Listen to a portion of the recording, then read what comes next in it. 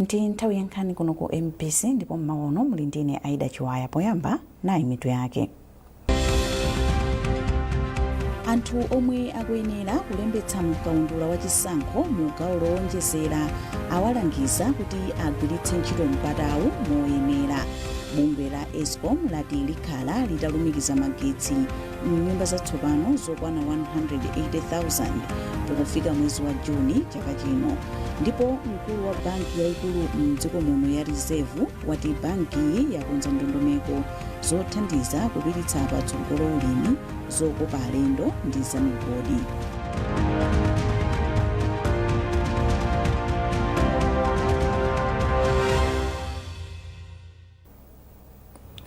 Takulandirani mu nkhani zathu.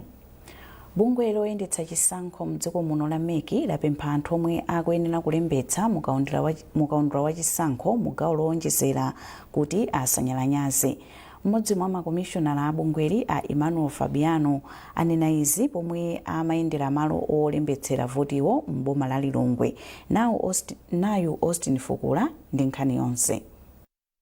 Atafika pa sukulu ya sekondari ya Bwaira mu mzindawu, yemwe akuyang'anira ndondomeko ya kalemberayu pa sukulupa Anoero Mbuka anauza Fabiano kuti kuchoka lachiwiri anali atalembetsa munthu mmodzi yekha, koma akuyenera kulembetsa anthu 35 pota tsiku lachitatu. Izitu sizinali zosiyana kwenikweni ndi pa sukulu ya Njewa pomwe enapo munthu mmodzi yekha analembetsa pa tsiku loyamba ndipo ena anawabweza atikamba kuti iwo anangogwa mphwayi m'mbuyomu ngakhale chiphaso cha unzika anali nacho. Apa Fabiano akudabwa kuti anthu ena sakumvetsa chifukwa chiyani.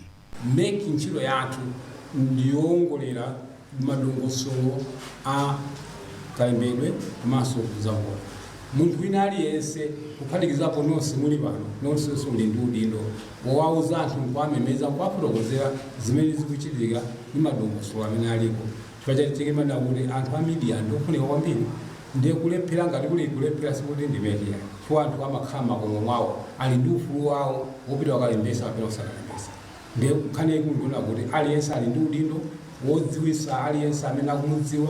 Pa sukulu ya Mbwatalika pofika tsiku lachiwiri mmawa, anthu okwana 6 ndi amene anali atalembetsa mkaundula mwa anthu 200 omwe amayenera kulembetsa. Ayembekezani Kawerama oyang'anira pamalopa ati ndi osakondwa ndi chiwerengero chomwe chalembetsa pamalopa.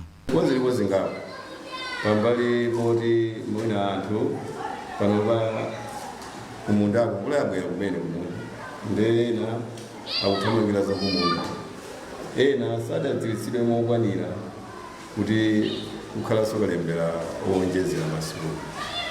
Enanso akungobwezedwa kunjaku chifukwa cha ena amene akudziwa moperewera za uthenga umene anthu ati amene ayenera kubwera kuno.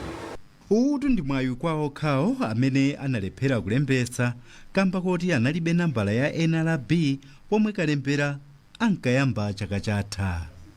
Austin Fukula, MBC, Lilongwe. Mabungwe omwe si aboma omenyera ufulu amayi komanso olimbana ndi kuthetsa nkhanza kwa amayi ati pakhale mgwirizano pakati pa akuluakulu a zipani za ndale oona za amayi komanso nthambi za boma zosiyanasiyana kuti agwirane manja polimbana ndi kuthetsa nkhanza kwa amayi mu nyengo ya zisankho. Mkulu wa bungwe loona za maufulu amayi la Woleki Amage Katwera Banda ayankhula izi pa msonkhano owunikira njira zomwe zingathandize pa ntchito yolimbana ndi nkhanza kwa amayi andale. Mtolankhani wathu Gracious Banda walemba ripoti ili lomwe akuwerenga ndi Margaret Mapando. Bungwe loona za ufulu wa amayi la Wolek mothandizana ndi bungwe la Oxfam anachititsa msonkhano wa akuluakulu a zipani za ndale oona za amayi kuti athe kukambirana za njira zomwe zipani za ndale komanso mabungwe angagwiritse ntchito polimbana ndi kuthetsa nkhanza kwa amayi a ndale mdziko muno. Msonkhanowu unabweretsa pamodzi akuluakulu a zipani za ndale oona za amayi ochokera ku zipani za MCP, UTM, DPP, PP, PDP, UDF komanso a Ford. nduna yoona kuti pasakhale kusiyana pakati pa amayi ndi abambo a Jean Sendeza atsutsana ndi mchitidwe wochitira nkhanza amayi a ndale pamene dziko la Malawi likukonzekera zisankho za 2025. Asendeza apempha amayi a ndale komanso akuluakulu a zipani oona za amayi kuti achilimike pa ntchito yolimbana ndi nkhanza kwa amayi mu nyengo ya zisankho. Pempho langa ndi lakuti anzathu a mipingo, anzathu a ndalefe komanso anzathu a zipembedzo zosiyanasiyana, apolisi makamaka amene aonetsetse kunena kuti mauthenga akufalitsidwa, komanso apolisi agwirire ntchito yawo yoonetsetsa kuti aliyense amene wakhudzidwa ndi nkhanza, kuchitira nkhanza mzimayi olo kuchitira nkhanza wina aliyense, munthu woteroyo lamulo ligwire ntchito. Mkulu wa bungwe la OLEC Amagi Kathewera Banda ati masamba ankhani za mchezo ndi omwe akukolezera nkhanza zosiyanasiyana kwa amayi, ndipo apempha apolisi kuti atengepo gawo polimbana ndi mchitidwe wochitira amayi nkhanza mdziko muno. Pa social media tikuona kuti anthu sitikugwiritsa ntchito bwino social media chifukwa yomakha ngati ndi mwayi oti anthu anene zoyipa za munthu. Ndeti nadandaula kuti nkhanza zina zikuchitika kwambiri pa social media. Ndeti mafuna kuti lamulo la cyber security mwina yambe kugwira ntchito cholinga kuti anthu amene apanga nkhanza kudzera mu social media nawonso lamulo ligwire ntchito pa iwo. Izi zikudza pamene dziko la Malawi likuyembekezera kuchititsa chisankho chapatatu ndipo amayi a ndale ambiri akumana ndi nkhanza kuchoka ku zipani za ndale zosiyanasiyana mdziko muno. Khonsolo ya mzinda wa Lilongwe yatsindika kuti ipitiliza ntchito yomanga komanso kukonza misewu ndi cholinga choti mzindawu ukhale ndi misewu yabwino. Mfumu ya mzindawu a Esther Sagawa anena izi pomwe amapereka tsatanetsatane wa zina mwa ntchito zomwe khonsoloyi ikhale ikuchita mchakachi. Zambiri mu lipoti la Madalitso Muhango. Poyankhula pomwe amapereka tsatanetsatane wa zina mwa ntchito zomwe khonsoloyi ikhale kuchita mchakachi, mfumu ya mzinda wa Lilongwe a Esther Sagawa ati khonsoloyi yayamba ntchito yomanga komanso kukonza misewu yomwe mwa zina ndikuphatikizapo msewu wa Mtandire Airwing, msewu wa St. Chenicheni Mchiti ndi thandizo la ndalama lochokera ku nduna wa zachuma. Asagawa anaonjezera kuti khonsoloyi ikhalanso ikumanga ngalande zodutsamo madzi komanso milatho zomwe sizingakhudzike ndi kusintha kwa nyengo. Kwa msiri mnamo azizidziwa mungu ngati anafoti kuzapo ngati football netball ujenipoti ground imene inapangidwa kumkwichi kuika ma box covered ma procedure sosiyana komanso zitukuko zina ngati ma street lights amene tikubwezeretsa komanso chilichonse imene ife tikupanga timafuna kuti anthu aja azidziwa chifukwa nthawi zambiri amakhala nawo mafunso onena kuti kodi siti ikupanga chani kapena ikugwira pati ndi zimathandizirabe kuti iwo akadziwa mwina tikhoza mayendera limodzi. Pa msonkhanowu khonsoloyi inaperekanso ndandanda wa zina mwa ntchito zomwe ikhale kugwira monga kumanga malo atsopano a mtaya omwe ali mbali ya msewu wa Salima, kuyika makina achitetezo ojambula misewu komanso kukonzanso nyali zomwe zinawonongeka mu msewu wa M1 mu mzindawu. Madalitso Muhango, MBC, Lilongwe.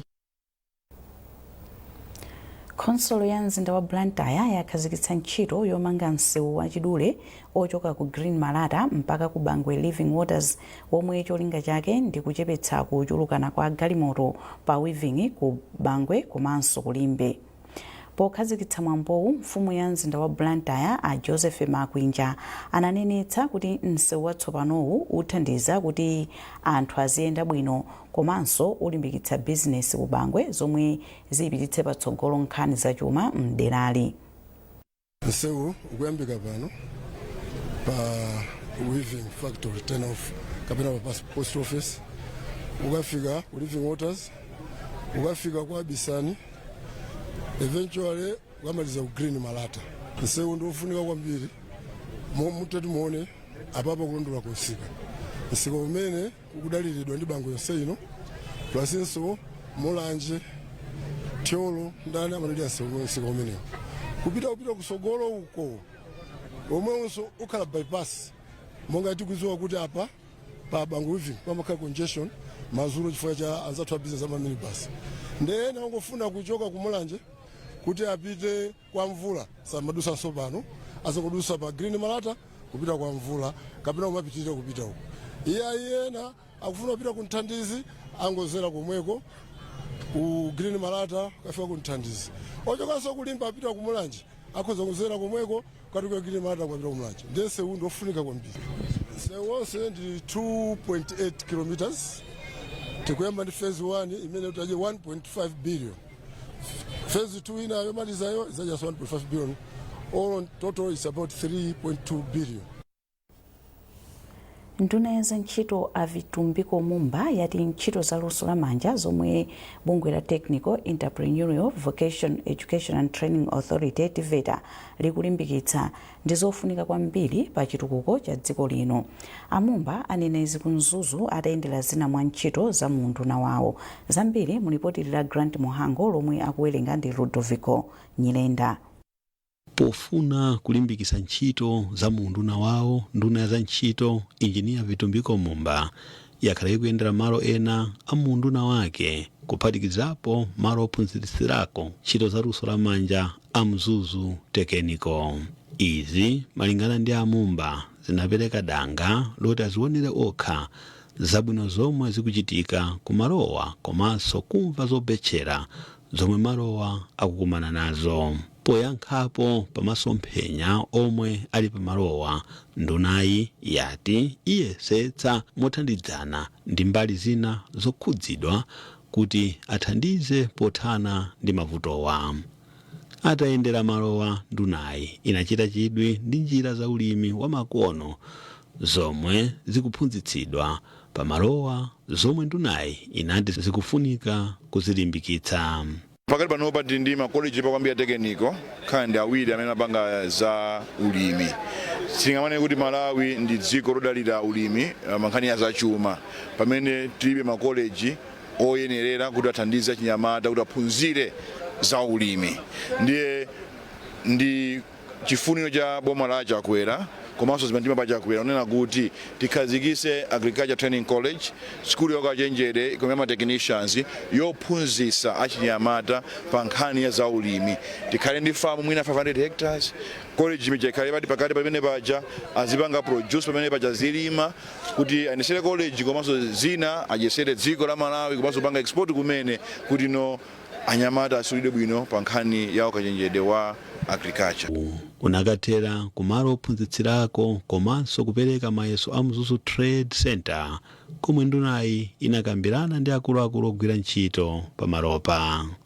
Izi zikugwirizana kwathunthu ndi masomphenya a mtsogoleri wa dziko lino pofuna kutukula ntchito za manja komanso kuthandizira pa chitukuko cha dziko lino. Bungwe logawa magetsi mdziko muno la Eskom lati lilumikiza magetsi mnyumba zokwana 90,000 pakati pa mwezi wa March ndi Juni chaka chino kudzera mu ndondomeko yake ya MIP yomwe cholinga chake ndi kuthandiza Malawi ochuluka kuti azigwiritsa ntchito magetsi. Ogwirizira udindo wa mneneri wa bungweli Apita Kanjere afotokozera MPC kuti mu ndondomeko ya MIP bungweli lulumikiza magetsi mnyumba zokwana 180,000 zomwe zili pa mamita 500 kuchoka malo omwe pali transformer ku midzi ndi m'matawuni. Ndondomeko ya MIP akuigwira ndi thandizo lochoka ku banki yayikulu pa dziko lonse la ndalama zokwana $71 billion. Akanjere anayankhula ndi mtolankhani wathu Arthur Chokoto. Zona tili ndi project yotchedwa Malawi Electricity Access Project, mwachidule mangoti MEAP muchizungu, koma project imene timadziwitsanso kuti SESA project. Chifukwa cholinga chake nchoti tipange clear onse amene anakhala ngati kuti anapanga apply for magetsi akhala kwa nthawi yayitali kudikira, komanso amene akupanga apply for magetsi panopo tifuna kuti onse tiwalumikize magetsi. Ndiye project imeneyi thandizo lake la ndalama ndilochokera ku World Bank. The company Eskom tupanga implement project imeneyi m'malo mwa boma la Malawi kuti chitukuko chipite patsogolo, chifukwa timadziwa kuti magetsi amathandiza kuti mabusiness, ntchito za umoyo, zawo zopompa madzi ndi zina zotero za maphunziro zipite patsogolo. Ndiye project imene chikhazikitsire mu December 2021 kuyamba kwenikweni kulumikiza magetsi tinayamba mu 2022. Ndiye kuti cholinga cha project imeneyi chifukwa kuti ili njaka nthawe, ndeno project imeneyi tifuna kuti pakamatha mu June 2025 chaka chino tikhale talumikiza magetsi kwa manyumba 180,000. Ndilokonda kuti pamene tikuyankhulana pano takwanitsa kulumikiza magesi kwa nyumba 90,000 kusonyeza kuti tafika pakati ndiyeno ntchito ina dzayima pang'ono mawiki awiri apitawa komabe tiyambira mu March muno cholinga choti tipangenso connect 90,000 amene atsalawo tikamafika mu June 2025. Nkhanizi zikuchokera kuno ku MBC tente kumbutsanenso mitu yake. Anthu omwe akuyenera kulembetsa mkaundula wa chisankho mu gawo lowonjezera awalangiza kuti agwiritse ntchito mpatawu moyenera. Bungwe la Eskom lati likhala litalumikiza magetsi mnyumba zatsopano zokwana 180,000 pakufika mwezi wa Juni chaka chino. Ndipo mkulu wa banki yaikulu mdziko muno ya Reserve wati bankiyi yakonza ndondomeko zothandiza kupititsa patsogolo ulimi, zokopa alendo ndi zamigodi.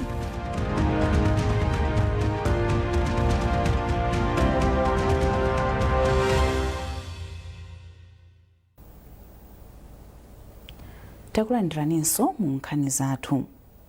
Phungu wa dera la Lilongwe South East Stephen Baba Malondera wapereka galimoto la mtundu wa ambulance ku chipatala cha Nyanja mdera la mfumu yaikulu Kalumbu. Mkulu oyang'anira chipatalachi Agare Msikula ati akuyembekezera kuti ntchito yotumiza odwala ku zipatala zazikulu ikhala yophweka. Olive Phiri wadzanisa mbiri. Malinga ndi Malondera, thandizoli labwera kuti odwala asamavutike mayendedwe kupita ku chipatala chachikulu cha Kamu Central kapena Nkhoma. Mu chaka cha 2019-2020 ntangulowa kumene ngati MP tisanaloweso mboma ngati Malawi Congress Party ndinapereka lonjezo kwa anthu akuno kunena kuti ndizagulira ambulance komanso zaonesa chipatala china chonse chikhale ndi ambulance. Ndi tinagula ambulance yoyamba imene tinayika kuntenthera ina ndi mavuto ena ndi ena koma inakonzedwa panopa ili mu moyo mukhozanso kuyiona mene ilipo mpanonso yabwera ndi pamene ndimagulano ambulance iyi chaka chino kunena kuti ndiyapase anthu. Chaka ndi chaka nthawi ya Christmas ndimakhala ndi bonanza ya mpira. Koma chaka chino naona kuti chikhala cha nzeru kuti tikhale ndi bonanza ndalama imene tinakayika ku zamasewero a mpira kuli bwino tiyike ku chipatala chifukwa chakuti anthu amavutika mayendedwe mwapita ku chipatala. Mawu ake mkulu oyang'anira pa chipatalachi Agale Msikula ati ndi okondwa kamba galimoto yonyamula odwala ponena kuti savutikanso akafuna kutumiza odwala ku zipatala zina.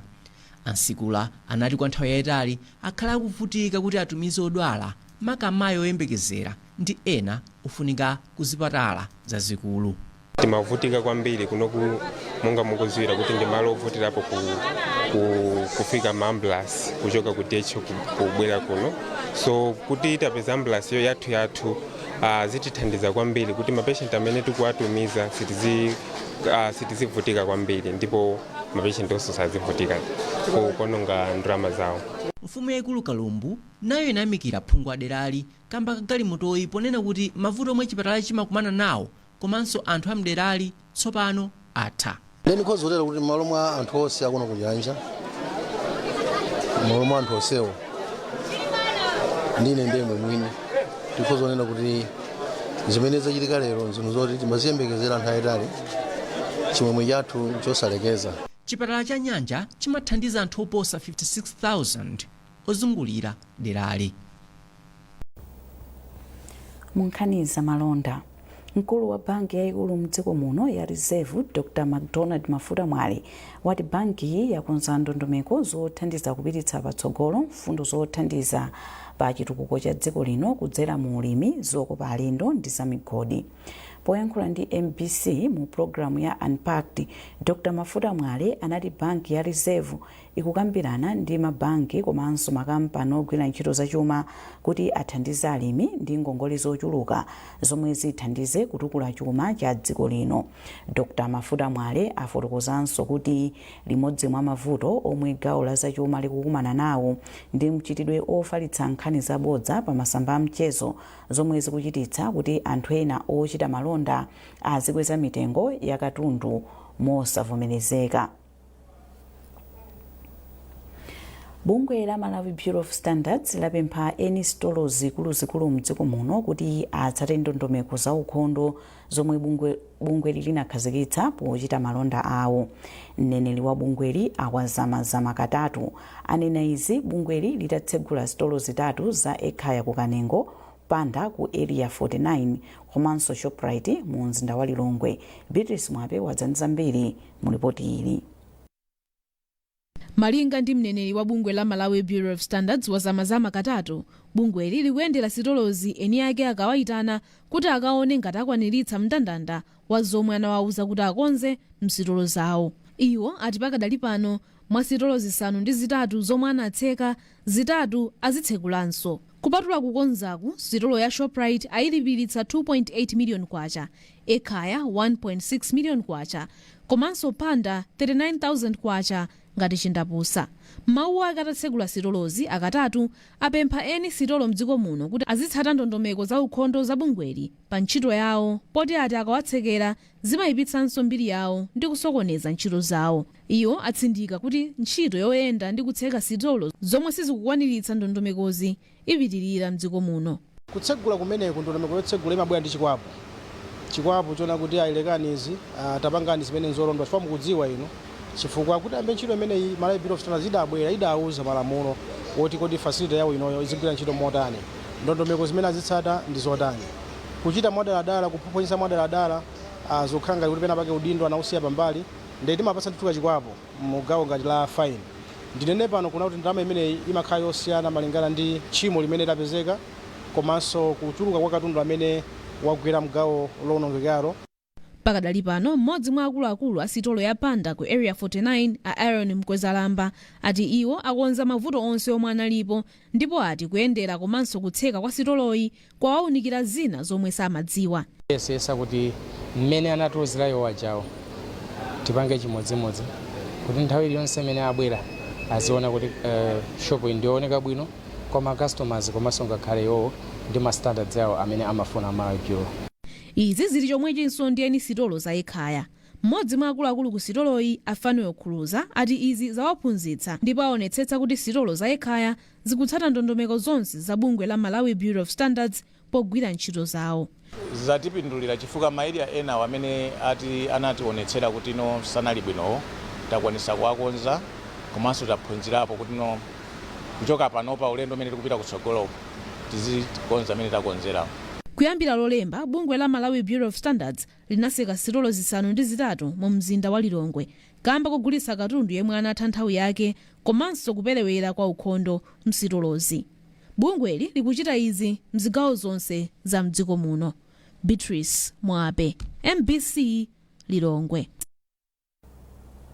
Ndipo mu mzinda wa Blantyre bungwe la MBS latsegulanso sitolo ya Shoprite ku Chichiri mu mzinda wa Blantyre. Sitoloyi anayitseka lachiwiri kutsatira kupezeka kwa katundu ukupitirira nthawi yake komanso kusowa ukhondo. Malingana ndi ogwira ntchito ku MBS a Rafael Kirsten Mpingo, zonse zomwe zinachititsa kuti sitoloyi ayitseke azikonza. Iwo ati apitanso kukayendera sitoloyi pakatha masiku 7. Atapanga zinthu zawo tinauza kuti achose zinthu zonse za expire pa mashelf awo komanso akolope ku backstop kwawo ndi anatiuza ngati Malawi Bureau of Standards ndi lero talawira tapanga agent tapesa shop yonse taona kuna mulibe china expire china chilichonse komanso ku backstop kwawo akonzako komanso akolopa kubwinobwino ndi tauza tachenjeza kunena kuti zimene zizasapange choyena Malawi Bureau of Standards zinatsekera shop koma zipanga tsuna lilonse ndipo Malawi Bureau of Standards tizibwera ndithu every week mu Shoprite mukuonesesa kuti zimene zikuchitika. Ndi chenjezo la mphamvu kwambiri limene lochoka kwa Director General athu Malawi Bureau of Standards kunena kuti anthu amene amapanga malonda azipanga zinthu zoona mtima komanso azionesesa na zokudya zimene akugulitsa ndi za ukhondo kuti sizikupereka chiopsezo cha matenda kwa makastomala awo. Ndi ife a Malawi Bureau of Standards tilikalikiliki ndipo sitisiya tsuna lililonse tizikhala kuti tikuyendera mashopu amene wawo. Tingowapemphanso anthu makastomala komanso Malawi onse kuti akaona zina zake zokayikisa zimene zimaoneka m'mashopu machenisto akuluakulu ngati amene wawo azititsinako khutu kunena kuti kwakuti zaluza kuti ifeyo timathamanga ndithu kuti tizapange zinthu ngati zimene zicholinga tifuna titeteze mtundu wa Malawi. Munkhani za masewero. Mphunzitsi wamkulu wa skulu ya masewero a taekwondo ya Lions of Kaning'ina a Hassan Wasili wati kusankha osewera m'masewero a taekwondo ndiko ofunikira kwambiri potukula masewerowa m'dziko muno. Awasili anena izi pomwe skulu yawo ikukonzekera ndondomeko yosankha osewera masewerowa ku chigawo cha kumpoto pomwe bungwe loyendetsa masewerowa la Taekwondo Association of Malawi lichititse ku Mzuzu mwezi wa Mawa. Ludovico Nyinenda ali ndi ripoti. bungwe loyendesa masewero a taekwondo mdziko muno la Taekwondo Association of Malawi TAM litasankha osewera masewero wa chigawo chakumwera ndi pakati kuti atumikire timu ya dziko lino. Bungweli likhalanso ndi ndondomeko chigawo chakumpoto kumzuzu mwezi wa Februwali. Mphunzisi wamkulu wa skulu ya taekwondo ya Lions of Kaning'ina kumzuzu Hassan Wasiri anati ophunzira ake ndi okonzeka kuchita nawo mpikisanowu. Awasiri anatinso kukhala ndi ndondomekoyi zithandize kwambiri kudukula masewero wa mdziko muno kamba kuti ambiri ayamba kuwatsatira. Itayilandira bwino chifukwa patingati nthawi yayitali anawasana sema tournament ndimoti ena magwa ulesi kuti akungotraina kupanda kupanga compete ma tournament komano atava kuti panopa kuchitika like a regional tournament imene inambidwa kale ku Blantyre anapanga Ilongo anapanga pasala kunzuzu imene tapangidwe next month February. Data za tournament anasanga kwambiri chifukwa tenga kuti akhala nthawi yayitali kumango trainer no any competition komano apapa zikone sadi kuti like imene mwaonera leloli abwera mwaunyinji kuti aonese kuti ndokuzika kusapanga participate mu tournament ndipo ifeyo ndinkhani osangalatsa ndithu kuti zikhoza kuwalimbikitsa chinyamatawa kuti at least akamatraina ziziwabe kuti nthawi inake azasowa ma tournament azapanga participate kuwina china chake oloko kupita kumaiko akunja kukapanga represent ngati dziko la Malawi. Blessings Nyirenda ndi mtsikana yemwe akuphunzira pa skuluyi ndipo wapempha atsikana mdziko muno kuti azichita nawo masewero a taekwondo chifukwa ali ndi ubwino wambiri. Iye wati ndi okonzeka kuzachita nawo mpikisano ukubwerawo. Mmene utakonzekera bwino malingana ndi mmene ma training athu takonzekeraso bwino kuti game ikamafika tikha kuti chilichonse takonzeka bwino kwambiri. Masewero a taekwondo anayamba mdziko muno mu chaka cha 2021 kudzera mu ndondomeko yotchedwa Sports for All Initiatives. Bungwe loyendesa masewero mdziko muno la Malawi National Council of Sports MNCS ndilo linayambitsa ndondomekoyi ndi cholinga cholimbikitsa anthu mdziko muno kuti azichita nawo masewerowa ndi zochitika zina zolimbitsa thupi. Rudoviko Nyirenda, MBC Mzuzu. Ndipo pomaliza nkhanizi nayi someto yake. Anthu omwe akuyenera kulembetsa mkaundula wa chisankho mu gawo lowonjezera awalangiza kuti agwiritse ntchito mpatawu moyenera. Bungwe la Eskom lati likhala litalumikiza magetsi m'nyumba zatsopano zokwana 180,000 pakufika mwezi wa Juni chaka chino. Ndipo mkulu wa banki yayikulu mdziko muno ya Reserve wati bankiyi yakonza ndondomeko zothandiza kupititsa patsogolo ulimi, zokopa alendo ndi zamigodi.